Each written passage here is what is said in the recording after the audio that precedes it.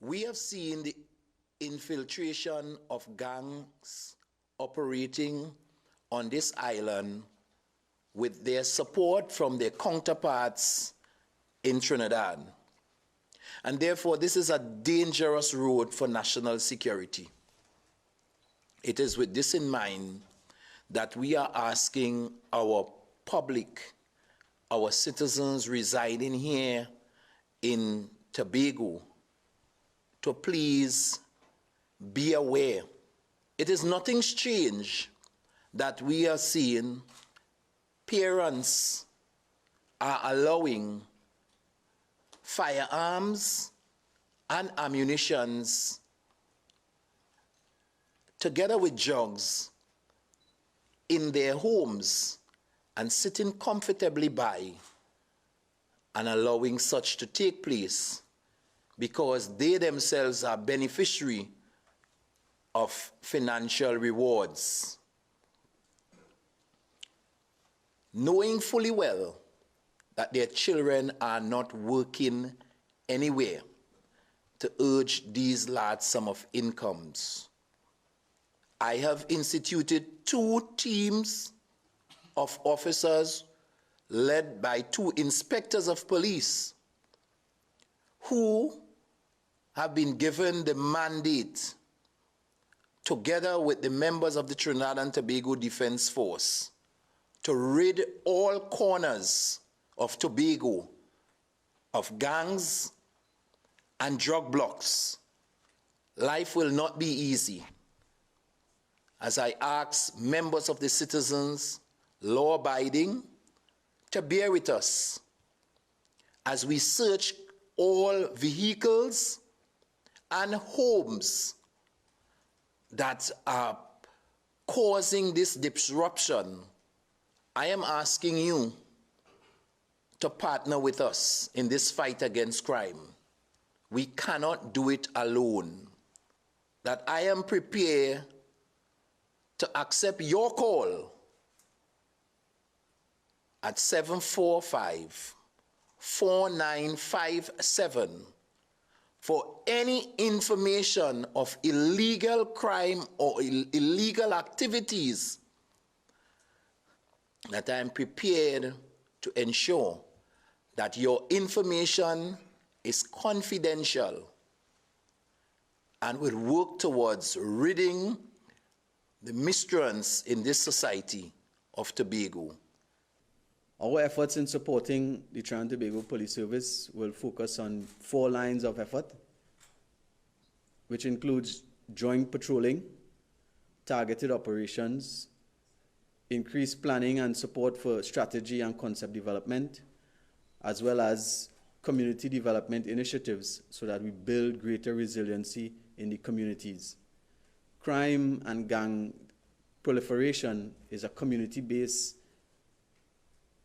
phenomenon, and the improvement in the community is not only affected by the hard policing efforts, but also those softer efforts that see building resiliency and allows the community to develop as a unit.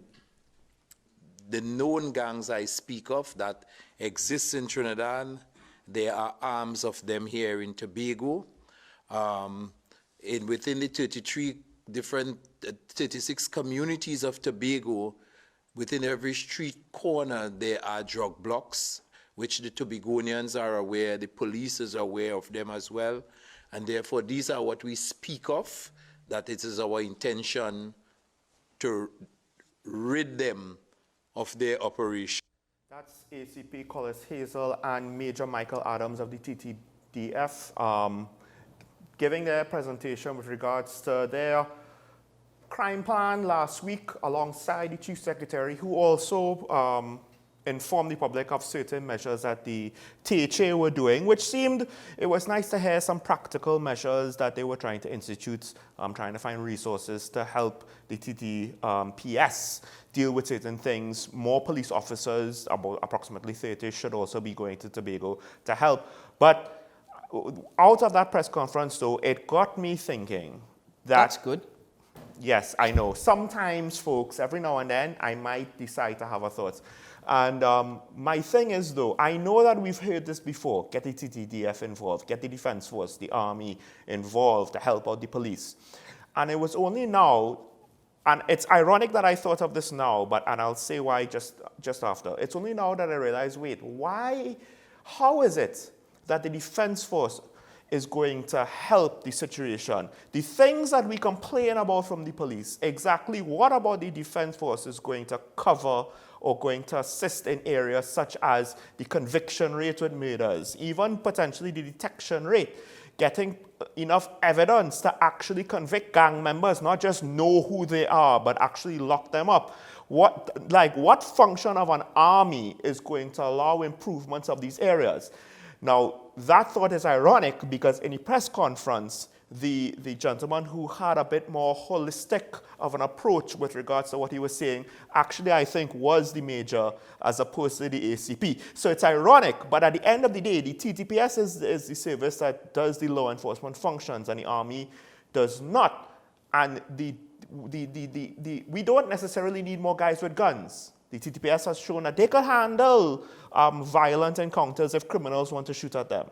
It's the investigations and the evidence gathering and showing up to court so that the prosecution can move forward. These are the things that the Defense Force is not going to help with. So why not? Well, to some extent, they might not legally be allowed to. Let me ask you a question. And this is just from a plain... Defense Force prosecutors? Just from a plain layman's view. Citizens can carry out an arrest. Yes. So, yes, by extension, yes, the Defense Force can. But the thing is, from my understanding, is that the Tobago Defense Force has the power to hold an individual, and the Tobago Police Service, if they are not with the Defense Force at such time, though it's going to be joint patrols. Mm-hmm. So it's more of a manpower movement and more of having more feet on the ground and even more guns on the ground. What will happen is that it's the Tobago Police Service that will actually be the ones to formally arrest an individual, carry out the investigation, and show up to court. Though it may require a Defense Force officer to show up to court, because if he's the one that's holding the suspect, that's a separate incident. Well, at that stage, I don't think he's the one technically, the arresting officer or the one that has custody at that stage. Remember he might still be a witness. The Defense Force officer, if I'm not mistaken, can carry out an arrest. It's the police who has to do everything afterwards. Yes. But then again, on what grounds are you carrying out the arrest? And that might be why he has to show up to court. But I don't necessarily see anything wrong with this. I think it's good, the mere fact that we're able to have more feet on the ground, more men on the ground. And if the Defense Force could actually assist, I think it's good. I'm not against it. You see, the thing is, when it comes to, roadblocks, having more feet on the ground to help ensure certain exercises and the operational planning, I think, would be in part to do that. When they want to try to have a sort of a dragnet or patrols, perhaps in forested areas, there's a whole host of areas that the Defense Force could help with. But generally speaking, the basic complaints is about the effective police work that we're not seeing, particularly around murder investigations, right? With a 13% detection rate. And there's only so much that soldiers could do to help with that. They do not have the training, nor do they have the mandate, the authority, the responsibility to do certain police functions. I think we also may be undermining the fact that there is a possibility of, which we do not know in this particular instance, but I know over the COVID-19 pandemic, officers of the Defense Force were going to receive basic police training because they were going to help with the state of emergency. Well, for that, I have no issue with that. So in this particular instance, I'm not aware of that taking place, but it is a possibility. I don't know if that is legal. But you have to understand, this is not my biggest beef with this press conference. I'm sticking to my point where I think it's good. Mm-hmm. I haven't heard any attorneys or anybody raising an issue about this or against this. The next side of it is when ACP Collis Hazel has suggested that there are arms of Trinidadian gangs that they are aware of, that are the ones that are committing these crimes in Tobago. Mm-hmm. Again, I keep stressing, if you have information or intelligence that suggests that, how many individuals have you arrested in connection with these incidents? Simply because, again, it is illegal to be affiliated with a gang. It is illegal to be a member of a gang. If you're making such statements, Clearly you have evidence, clearly you have intelligence. Well, one, they don't necessarily have evidence, otherwise why is there no convictions? Well, but then, intelligence. if they have no evidence, then don't make that comment. Well, here's the thing. One of the Defense Force officers that was there, I'm not sure if it was one of the senior ones or any junior ones, was an intelligence officer. So I do wonder if a lot of the intelligence that we get is utilizing national security assets, which is fine in a defense scenario, but will not necessarily be approved. Not to saying that the gathering of it is illegal, but it just will not meet scrutiny for a court, which is why we have that issue. So we have military assets that give us the intelligence we need, but for whatever reason, it's not enough to get convictions. And this could be, again, where the Defense Force is actually helping. Do we not have a police intelligence unit? I'm not entirely sure. We do. We do. We can make we can debate on their abilities and their effectiveness at different point. But let's flip it around for a moment. If this proves to be successful, we certainly hope it does, would your argument still be the same? I find it very unlikely because it depends on what you mean by success. I don't think it's going to have a lot of long-term success, maybe isolated in Tobago because of the unique circumstances, as the ACP said. This is new to Tobago, so you could perhaps take measures to kind of keep it from getting entrenched.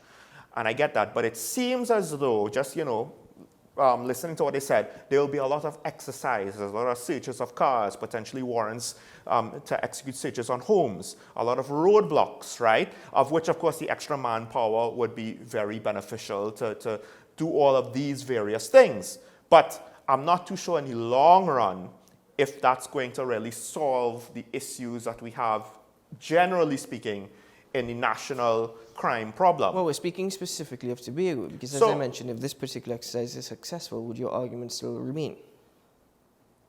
To some extent, yes, because it's not, I don't think we could duplicate the success. If it is successful in the way I think it could be, I don't think it could be duplicated in Trinidad, right? Well, I think that at best, the same methods in Trinidad would be a plaster, similar to how a state of emergency would be a plaster. The only way that on a national level it could be successful is if you get to the source of the crime.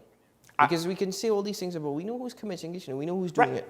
And more soldiers are not going to help you convict crime bosses, right? You need better investigative practices and a whole host of other things with regards to that. More soldiers give you a manpower if the investigation proves to, be fruitful. More soldiers can give you more manpower. I think it's not that so much that we have a crime problem. Crime is the symptom, it's a major symptom, right? Just like how, all of the symptoms of COVID, but you have the virus. Those are often the disease. There's a distinction there.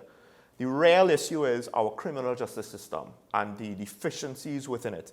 And again, I believe the Defense Force participation, they could help with certain things directly, but in other things, they could just cover up deficiencies. They can't make up for all of the problems. We have to break with news, but in response to your point, I actually look at it from a different perspective. I think crime is the issue, but there are multiple factors that are fueling the level of criminal activity, such as an inefficient and ineffective criminal justice system. Okay. So let's take a break here, and when we return, we'll open up the phone line. Phone line, TSTT, you heard me, phone line.